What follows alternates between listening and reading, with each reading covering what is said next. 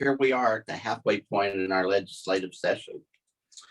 Our children are still not in school. Many of our businesses are still restricted to more constrictive levels than all of our neighbors.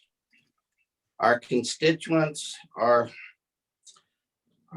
unhappy and incapable of participating in the legislative session in what they believe is a meaningful way. And I think our governor has failed to lead us out of this pandemic and in these restrictive modes where our businesses are dying. And many of our constituents are leaving the state.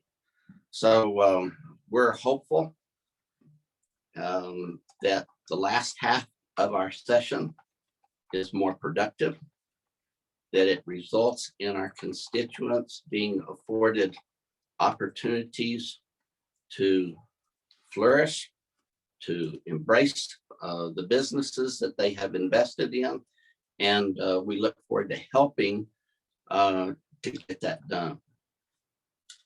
There are some wonderful bipartisan bills that happen to have a Republican as the primary that are not getting committee hearings.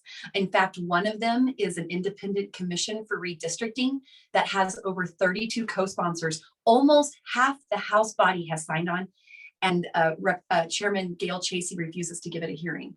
That is happening over and over again. Things to reform CYFD, things to help our value add production that has many co-sponsors that are both Republican and Democrat are not getting hearings. And the bills that are getting a hearing are the most extreme. We've had several bills that just seem to be giveaways to trial attorneys. The other big group that seems to be benefiting are other special interest groups like the green energy folks, and traditional concerns of New Mexicans who have lived here for hundreds of years. Those are not getting any attention whatsoever. And something else that is striking is that now that we are in a 60-day session, we didn't have to wait for the governor to call a special session for us to come in and deal with issues concerning the pandemic.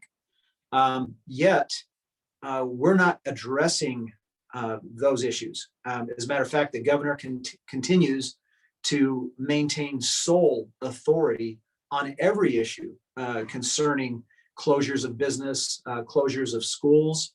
And we're left in a situation where people all around the state don't have any representation whatsoever. They can contact us and we can beseech the governor in some way to maybe address these issues, but it's just a deaf ear. And we have businesses that have shuttered their doors for good. We have hundreds of thousands of people still out of work. And we have what I would call a fake economy, dollars that are being, that are sustaining our budget that are coming from the federal government. And that's what has happened over the last year is federal dollars have gone into the economy here and in a phony way upheld us. But once those federal dollars stop coming in, we're not going to have businesses in place for tax dollars. We're not going to have people employed in the state. And we're trying to crush the one industry that provides 40% of the entire budget. And once again, there is no recourse. This governor is acting as judge, jury, and in some cases, executioner.